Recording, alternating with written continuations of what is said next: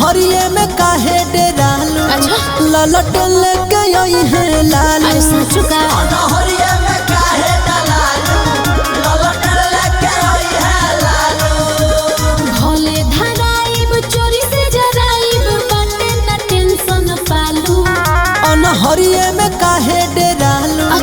ललट लेके आई है लालू सच कहो हरिये में काहे डेरालू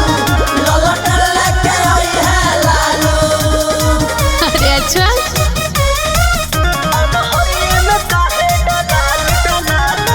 म्यूजिक बाय नेहा स्टूडियो।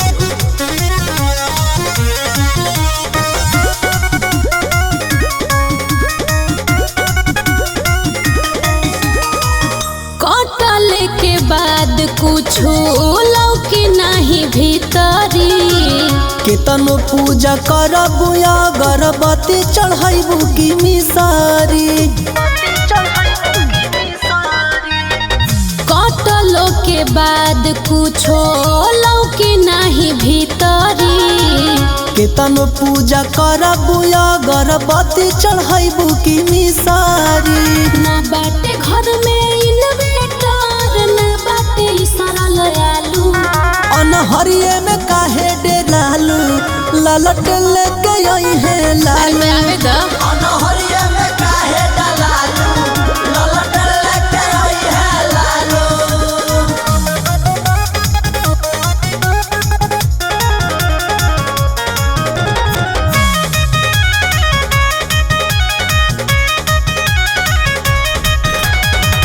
होखे दोना काम जनी आज ले अनहरिये में तेला बोन बचे दी है भैया तो हर दियरिये में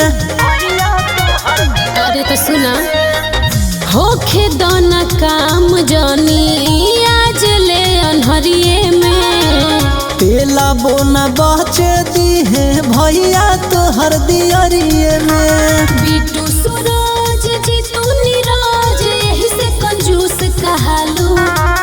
हरिये में काहे डेरालू ललट लेके आई है लालू हरिये में काहे डेरालू ललट लेके आई है लालू